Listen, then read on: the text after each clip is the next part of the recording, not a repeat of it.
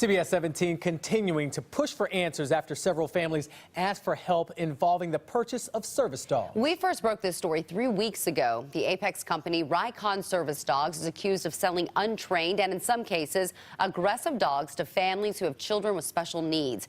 Tonight we know the number of complaints filed with the Attorney General's office against the company has climbed to 49. Complaints spread across 21 states. CBS 17's Kelly Kennedy has tried multiple times to speak with the company's owner, Mark Mathis. Kelly, what happened today? Well, when I first reported this story in early January, I went by Mark Mathis's home and he told me he had no comment on the investigation against him. Well, I called him a couple of days ago and he agreed to talk with me. But ever since then, he's been ducking my phone calls.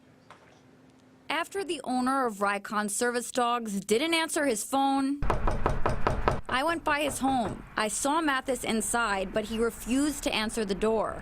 Not sure if you're purposely avoiding me, but I do know at this point you've done at least 2 interviews with other stations, so I'm not sure why you would be refusing to speak with me. The only option we were left with is to let you hear a portion of an interview Mathis did with our sister station in Spartanburg, South Carolina. Another state where people claim Mathis's company left them high and dry. As bad as this was, it wasn't us trying to sell or scam or anything. It was trying to make something very special happen that unfortunately fell apart, and it was extremely devastating for me and my family. I put all I had into this, and I think the world of these families. Rycon Service Dogs shut down in the end of November, but many families tell me they started having problems with the company well before then. What we got was a dog that was aggressive, a dog that started fights with our other dogs and eventually bit my son.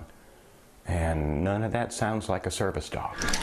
Christian Poirier is just one of dozens of parents who say they spent thousands on a dog that was not fit to be a service animal. Families and former employees have filed complaints with the Attorney General's office. Mathis claims he did not take a salary, but still worked 7 days a week at his nonprofit Rycon. I can certainly be accused of making some bad business decisions.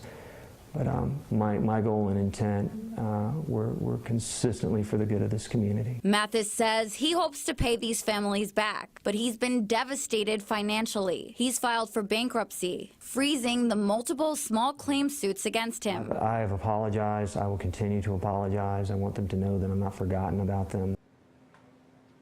Now, I picked up 8 new complaints at the Attorney General's office today, and among some of those new complaints is this one from a former dog trainer at Rycon. His name is Brian Berry, and he says while he worked there, he witnessed some pretty alarming things, including some dogs that appeared to be totally untrained even after they've been in training for months, and also were aggressive. Now, in his complaint, he also said, "I've never seen a scam of that magnitude. The dog training world is a shady business, but that was a complete ripoff. The dogs were aggressive, fighting in between cages, extremely under-socialized, and afraid of people." Now, the Attorney General's investigation is ongoing.